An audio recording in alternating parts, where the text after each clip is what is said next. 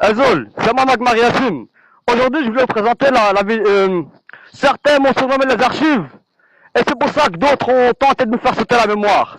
C'est pour ça que je vais vous présenter l'affaire dite du Criès, qui s'est passée en 87. C'est une version, là je suis gentil, je vous prends une version du journal Le Monde, c'est-à-dire que c'est une version, comme dit-on, édulcorée, parce que c'est le journal Le Monde, du coup, il ne faut pas vous mettre tous les éléments à charge dans le dossier. Donc on dit que c'est une version édulcorée.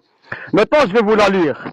Révélé par le soir de Bruxelles en mars 1987, l'existence d'un réseau de pédophilie basé à Bruxelles, après une nouvelle dimension avec l'arrestation mercredi 17 juin dans la capitale belge du directeur du bureau de l'UNICEF, M. Jos Verbeek. Il était inculpé d'outrage public aux mœurs et d'incitation à la débauche de mineurs de moins de 16 ans, le nom de l'UNICEF ou plutôt des locaux abritant l'Organisation des Nations Unies pour l'aide à l'enfance était cité depuis plusieurs mois dans cette affaire. Parmi les milliers de clichés pornographiques saisis dans différents pays d'Europe, il était en effet apparu que plusieurs séries avaient été prises dans des bureaux et qu'un matériel de laboratoire avait été installé dans les caves. Un fonctionnaire subalterne de l'UNICEF avait d'ailleurs été arrêté. Quel rôle jouait M. Jos Verbeek? S'est-il contenté de couvrir les activités de ces fonctionnaires ou a-t-il été aussi complice de ces activités comme le parquet le laisse entendre? Avec cette arrestation, ce sont maintenant 14 personnes au total qui ont été inculpées en Belgique. Toutes sont soupçonnées d'avoir participé ou organisé à un réseau d'enfants loués sous le couvert du CRIES, Centre de recherche et d'information sur l'enfance et la sexualité. L'un des inculpés, le directeur sportif de l'université de Louvain-la-Neuve, a été retrouvé pendu dans sa cellule le lendemain de son arrestation. Le juge d'instruction chargé de l'affaire avait aussi fait diffuser dans la presse belge 2 photos d'une fillette de 6 et 8 mois décédée qui fut victime de violences sexuelles et que l'on cherche à identifier. En effet, un nombre minimum d'enfants a pu être identifié d'après les photos saisies. Le réseau utilisait beaucoup, j'ai pas de quoi vous lire la suite. Mais je vais vous rajouter un petit peu dans la suite. Ça, c'est 87. Après, il y a l'affaire dite de Marc Dutroux, 96 et 97. Vu que nous sommes sur Google, eh ben, allons-y directement. On fait ça. Ici, l'affaire Marc Dutroux. Marc Dutroux. Il faut savoir que le célèbre criminel, le pédocriminel belge Marc Dutroux, sa femme, sa compagne Michel Martin, au bout de 16 ans de détention, a été libérée. Elle a été accueillie dans un couvent. Et ça, c'est une source, vous la voyez sur Euronews.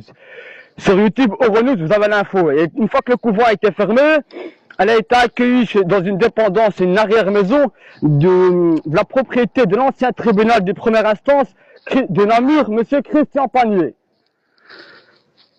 Maintenant, pourquoi je vous parle du CRIES? Parce que dans le CRIES, on parlait de faire des albums avec plusieurs enfants qui étaient kidnappés en Europe. Maintenant, on va revenir à l'affaire dite des fichiers de Zandvoort. Qu'est-ce que les fichiers de Zandvoort? Les affaires de fichiers de Zandvoort, c'est le fichier de la honte. L'affaire des fichiers de Zandvoort.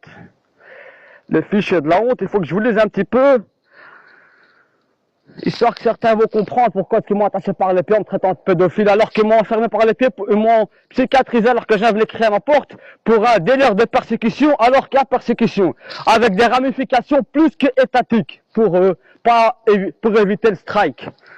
C'est pour ça que certains traitent d'indic et de balance, alors que c'est eux qui travaillent avec le temps et avec la volaille. Donc, tâchons de rester sérieux, s'il vous plaît. On n'est pas là pour rire, j'ai fait attacher par les pieds. Je demande justice. Le fichier de la honte. Qu'est-ce que le fichier de la honte? Il faut savoir que l'affaire Zandvoort, moi je la connais par cœur cette affaire, donc j'ai même pas besoin de vous l'expliquer. Le fichier de Zandvoort, c'est simple. C'est Marcel Vervloesen, qui est à la tête d'une petite ASBL qui s'appelle Morkoven, dans la ville de Turnhout. Il traque les pédocriminels. Et donc, il en avait réussi à en attraper quelques-uns, notamment au Portugal, à Madère. Et avec des cassettes et tout, parce qu'en fait, ils vendent ça comme si c'était du porno classique. C'est honteux, mais c'est malheureusement le cas. Ce cher Marcel Vervloesen, après avoir infiltré le réseau, il a ramené les fichiers de Zandvoort.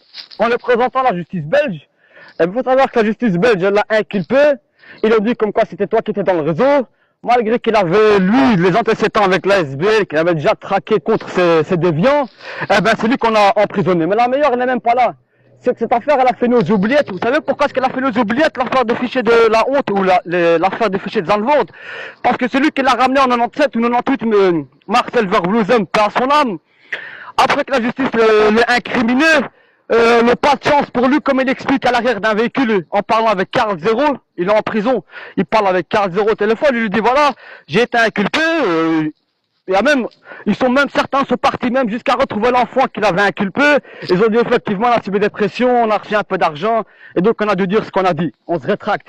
Moi, entre-temps, Marcel Vervloezem était malade, et quand il était en prison, il a dû se rendre chez le médecin. Et ils se sont trompés dans sa médication, il explique lui-même. Ils se sont trompés dans sa médication, ce qui est pour conséquence de l'aggraver et de l'achever. À la fin, il est en fin de vie, salam alaikum. Et voilà les gars, et c'est moi qu'on a psychiatrisé, c'est moi qu'on insulte comme ça. Ça, sur toutes les plateformes, Inch'Allah, celles qui voudront.